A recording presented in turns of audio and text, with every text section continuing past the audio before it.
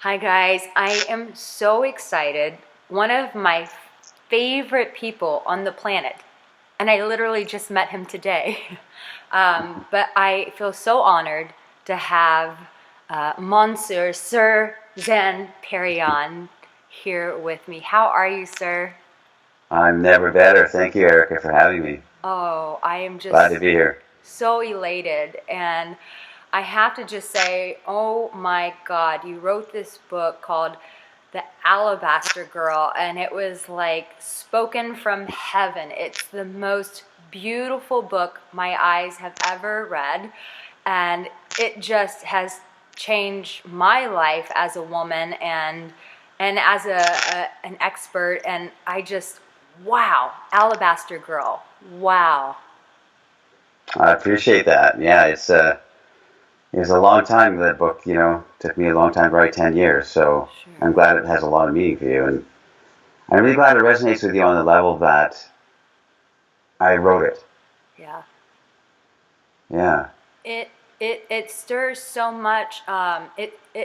It's so beautifully complex because it stirs things in my heart as a woman. It brings clarity to me and what's going on, things that I have not been able to put words to. It's like you've put words to so many things, like, with masculinity, with me as a woman feeling safe and celebrated. It's just Mm. so and it's very spiritual in the midst. I mean, it encompasses so much. There's so many colors, so many flavors, so many depths to it. It's a masterpiece. Wow, very kind of you to say. I really appreciate that. It I mean, really like, is. yeah, it was not an easy thing. The hardest thing I've ever done is write that book, Wow. and I set out to capture a sense of the spirit of something as opposed to any kind of like description or any kind of language or any kind of um, actionable steps, if Right. you know what I mean. I Right. really try to capture like as you said it right, it's a spiritual essence that I think we're missing across the board in certainly in our secular relationships and secular minded world, and so yeah, so I that's what it love was. I love that it's not a practical ABC 1 2 3 method kind of thing, because there's so much out there, and it's not bringing men any liberty whatsoever. They're still just as stuck in No, their heads as ever. yeah, And what you're leading people through with this book is an encounter. It's an experience. And if you think about it with men, like, they go on this journey with women to ultimately experience a woman and making love, having sex with her. But when you're actually in the moment of making love, there's nothing heady about it. I mean, there's one head, but not, you know what I mean? There's nothing heady about it. It's all about an encounter, an experience. And so it's like, to me, it's common sense to go, no, you can't achieve this through a method. It's something that you have to experience, encounter. Just like making love to a woman is, there's no method. You don't go, well, first I'm going to slide my penis in right, here. It's not about that. It's about that encounter. And I think that's the heartbeat of your book. yeah, yeah. The book has the, and you notice that the book is the way the book is written is very. There's a lot of ornamentation in it. Yeah. By that I mean, if an editor got a hold of it, well, it had an editor, but if a ruthless editor got a hold of it, they would have chopped it down by about a third, and then it would have just been saying, in essence, the sentences, but it wouldn't have had the rhythm. Right. The way the book is written had to have the rhythm of an man's encounter with a woman, Yes. and the ebb and flow, and the sacred dance between the polarities of female and masculine edge. Yes. And so the language had to capture that. Some people don't understand that, and they think that it's maybe too flowery written, but to me it had to be in a certain tone. Yeah. Absolutely. I used to always hear from this one teacher. He said, more is caught than taught. And it's like those things that you kind of if a man's reading this book, he almost has to go, okay, I'm just going to shut down my brain and my heart, my soul, whatever it is. I'm going to read through that lens, because it's not a heady book. And it's like, there's enough heady shit out there, and it's not bringing you the freedom that you want. It's not bringing you the love, the woman that you want, the sexual experience that you want. So there's got to be something else, and I really believe that your book is that something else.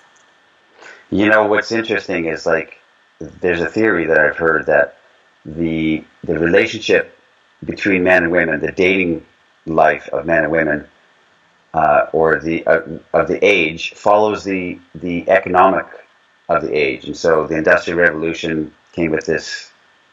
I don't understand it completely, but it kind of makes sense, because we're in the information age, and our entire dating life and dating world has revolved around information. Consuming more and more self-help books, more books on relationships, more programs, more downloading from the internet into our minds. It's massive information, and everybody now, every guy that encounters your work or my work, has been steeped in information that wasn't there 20 years ago. Right. And everybody's read all this stuff and taken programs and stuff. Right. And what's going to happen is a shift from the information age to the embodiment age, where all this information that's all cluttering up our brains, like just like you said, which we're saturated with, it's everywhere. Everything's on YouTube. Everything is available. And now it's time to take that and to shift it into a consciousness in our body, to take the information down into the vibrational expression of those concepts. Everybody's cerebral, and everybody's dating and having relationships on a cerebral level, and asking these questions from the intellect, as opposed from, like you said, from the movement of a man and woman on a lower level. So you're absolutely right. Yeah. I think it's going to change. I think so too. And the thing is all of this information. I think one thing I get really upset with sometimes with the men that I work with is like, what are you doing with this information? And that cerebral level requires risk, it requires vulnerability, it requires courage.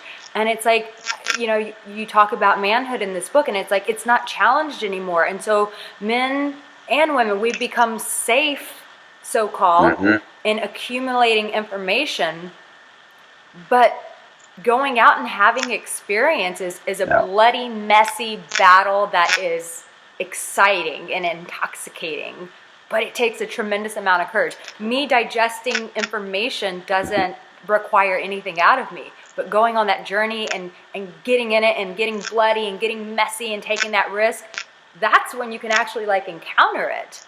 But and everyone has been so steeped in safety and security that they're really, and it's not their fault. They are afraid to go out into that messy real world and encounter, to have their body collide with the earth. They're afraid of it, and because they've been couched in, since they were children, plastic playgrounds and helmets and safety belts on everything, and afraid because they've been taught to be afraid. Yep. And we don't have the Wild West in our soul anymore. No.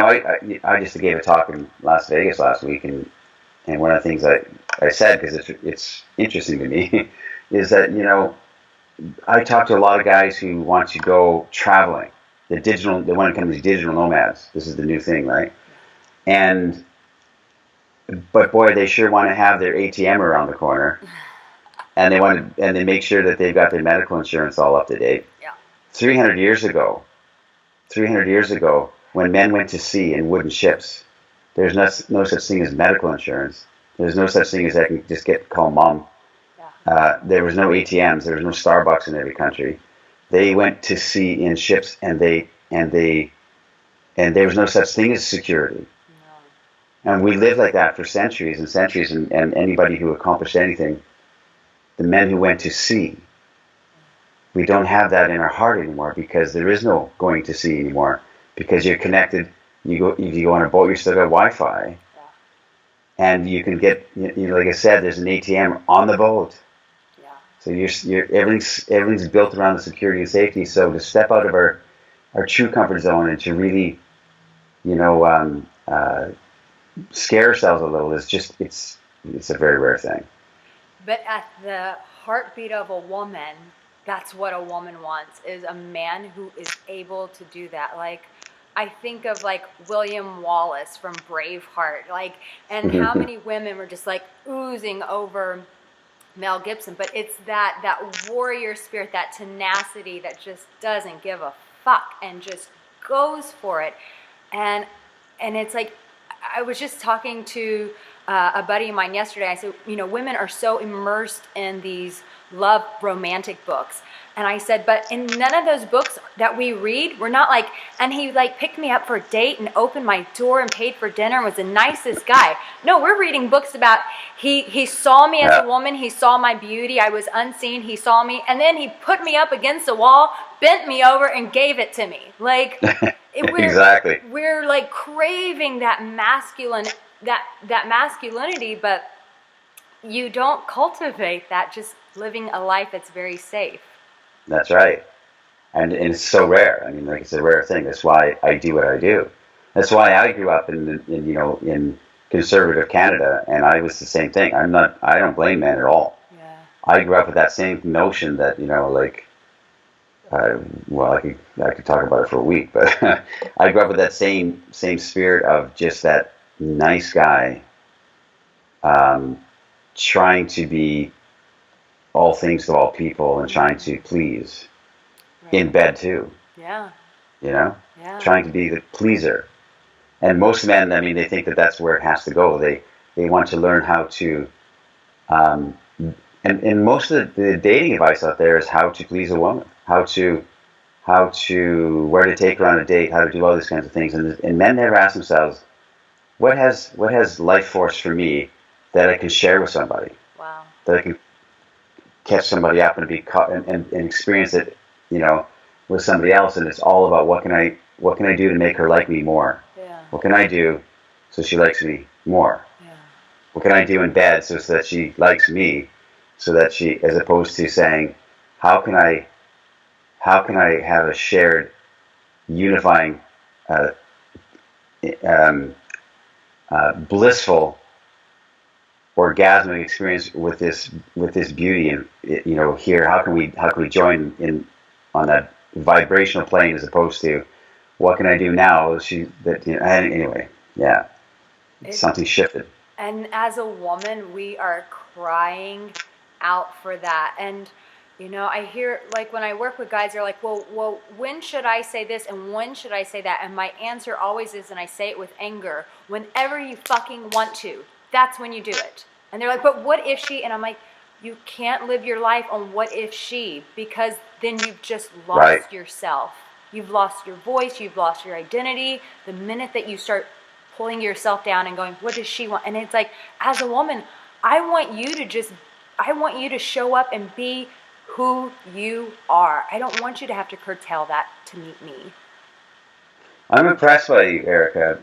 I know a lot of dating coaches and relationship coaches, and not very many are willing to really say these strong things, and it's needed. Yeah. It breaks my heart because I have such a heart for men. You say you're a lover of women. I'm a lover of men. I've loved men since I was 5. I was making out with boys on the playground at 5 years old. I just love men. I love them.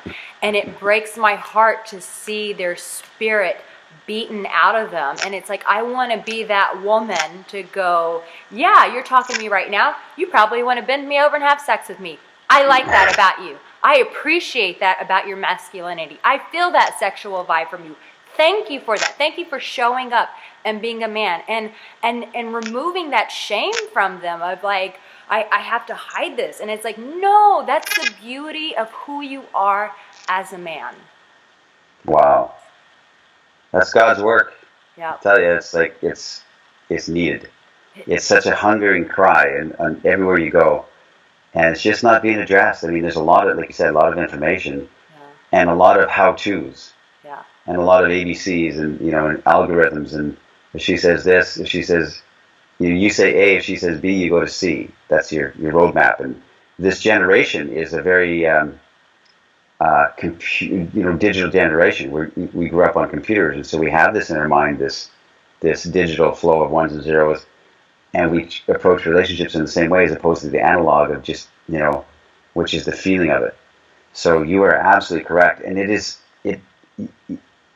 I really like that you're saying a strong message, because I rarely hear it, Well, and it's very necessary. well, it's honestly because of you, because I've kind of had to repent of, I started off on this journey, and then I saw my other dating coach friends, and they were like, what's marketing? You have to do this. And I just watered down my message so much that you'll find videos of how to do this and how to do that. And I'm like, and it was killing me inside. I'm like, this fucking bores me to tears to talk about this stupid bullshit that I know doesn't work, but for marketing purposes, that's what I'm going to do. And reading your book and listening to the authenticity of your voice challenged me, where it was like I got checked by God, like, you are not using your voice. This is not your truth. And it was you. I'm speaking strongly because of you, because you being who you are brought permission to my heart to liberate my heart and go, get back to your truth, get back to your voice, and speak from your heart and what you know really works. So thank you. Wow. I don't know what to say. It's true. I want to read something from your book. You said, a lover of women is a lover of life.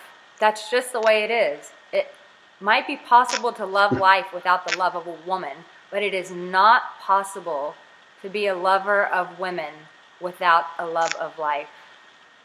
Oh my God, that's like such a beautiful mouthful. Wow. It's true. It's so true.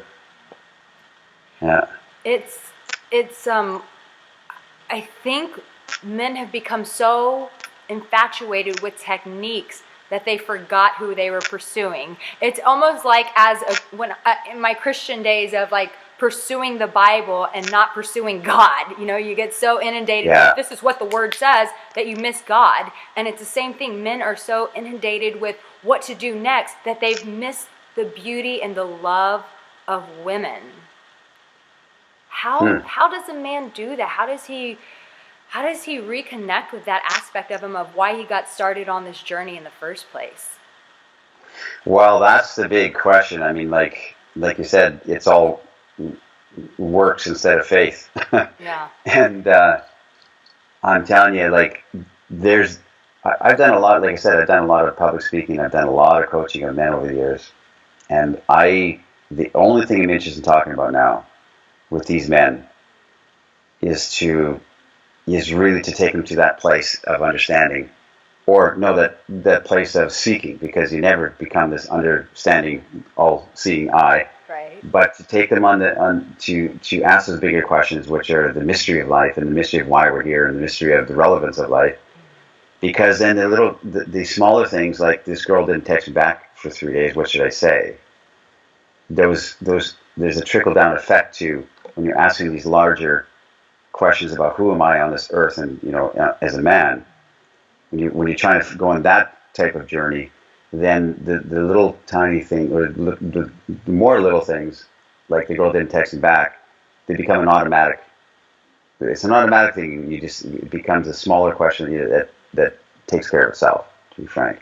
Right. It's so true. It's like you're missing the heartbeat of what's going on. You're chasing the semantics, and you're losing the heartbeat of it. Yeah. And you lose yourself in that. I mean, guys will. I mean, if guys just repeat the words that I say, or things that they've heard me say, it might fall flat because it doesn't come from who they are. I mean, like, some men are a strong silent type that don't do a lot of talking. Some men are very gregarious and very open and hearted and like to share and have, very social. And you just have to take these fundamental truths, because they are truths. Yes. There's nothing new. I have said nothing new in my book. It's, there's nothing new under the sun, as Ecclesiastes says. Yeah. And it's all been said before, but it has to be said again, because we're not listening. Our So it has to be said again. grow And dull. so, yeah, so the fundamentals truths that I believe are at the heart of the work that you're trying to do and the work that I'm trying to do, that doesn't change. And it's just men can take those fundamentals and put them into their character and into their energy type and their personality type. They don't have to all mimic me, and uh, and so, but there's something that's a bedrock that underlies it all that we don't have. We don't have the foundation, so we can be these interesting people on top of it. Right, right. And I think as a woman, we're going, who are you? And when we hear this regurgitated information, it's just we, as an intuitive being, which women are, we can't connect with that. And we're like, but who are you? I have to say, my boyfriend and I are polar opposites, and but he's so comfortable in his own skin, and I find that so fucking sexy. Even though he's Mhm. completely different from me, but he's so comfortable in his own skin, and he had to go on the journey of finding out who he was. And I think for men, it's like that's just it. It's like, who are you? And once you find that out, that's who she wants to connect with. Right. Yeah. You And guys know this, but there's no real roadmaps toward that because all the instruction out there is how to get these, like you said, these semantical things, how to get that result. Because they're looking for result, result, result, result. You do this, you get this result, and so yeah, it's larger questions. There's beautiful, beautiful, mysterious, larger questions that are being asked and that need to be asked. Yes, yes. Um, you said this, and I really love this. It says you're talking about women, and you said they simply want to be in the presence of men who see them as equals, who see them as lovely, who are authentic, who don't play games, who represent something, anything. Men who stand on this earth as men, romance artists, dance partners, lovers of women, real men. I love that. I love that.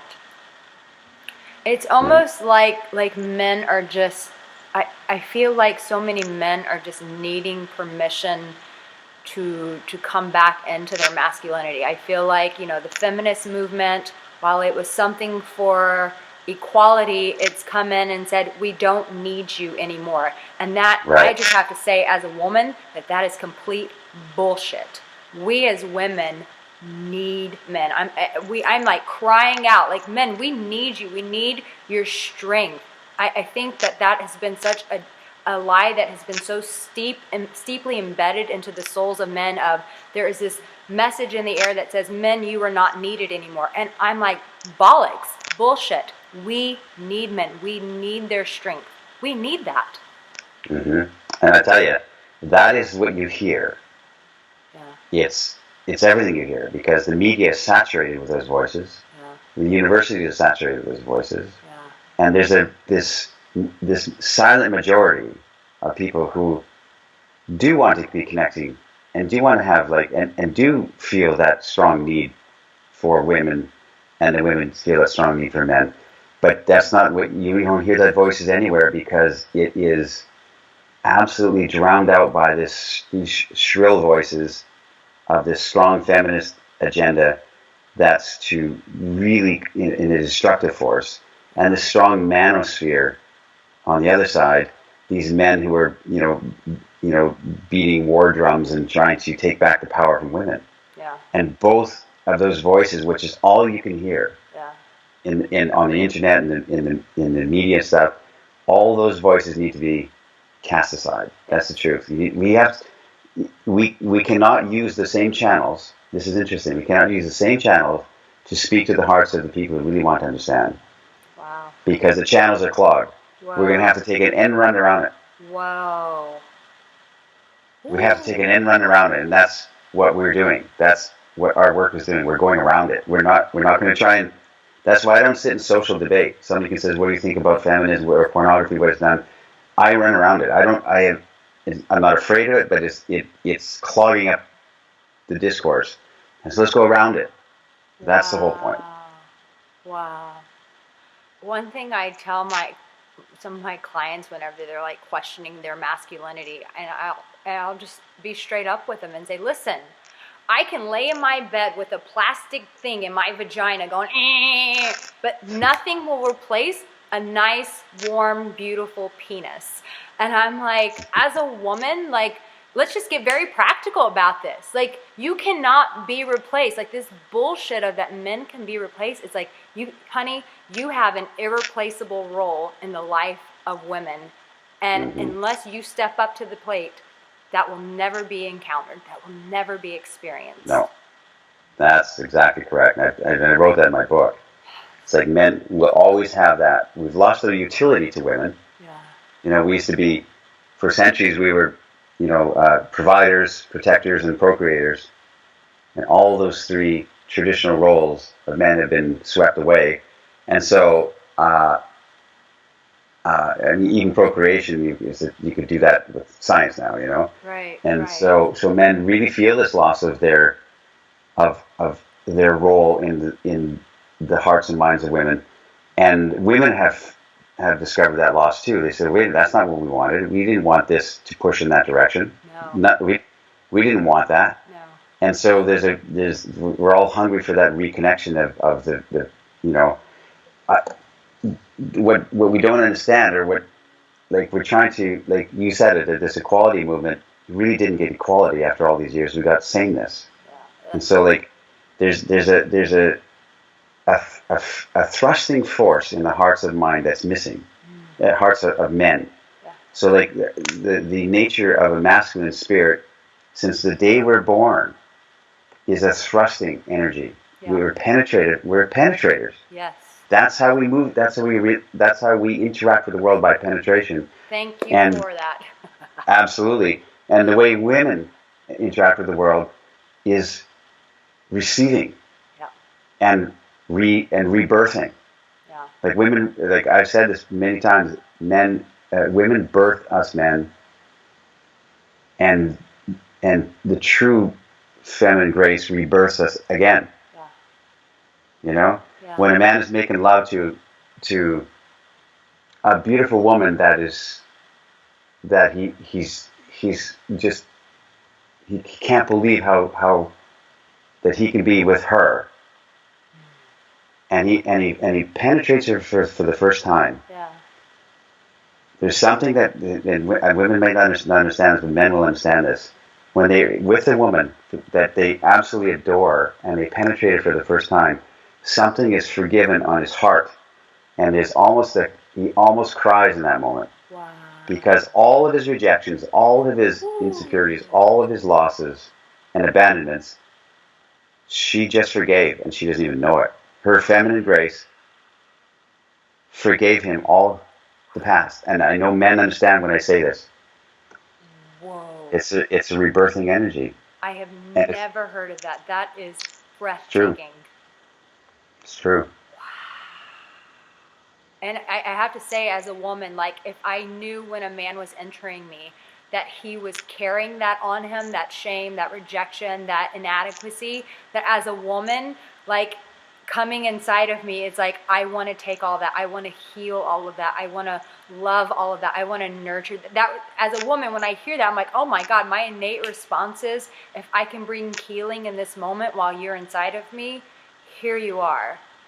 It's a healing moment, like, and most of it is just a replay of the porn we've all been watching, and just like a bunch of body parts come together. Yeah. But so I'm not talking about that. No. Like, we can get drunk and get laid and all this kind of stuff. I'm not talking about that. No. I'm talking about when you're in the energy of true feminine grace, which is rare. Sure. It's a receiving energy, and it almost breaks your heart a little bit, because all is forgiven in that moment. I'm telling you, it's the truth. And guys, when they hear this, they may not have ever heard it described before, but they'll understand, and they'll know exactly what I'm talking about. Yeah, it's powerful. That is gorgeous. Yeah. Wow. I wonder. It's all gonna be okay. Is what you feel in your heart in that moment. It's gonna be okay.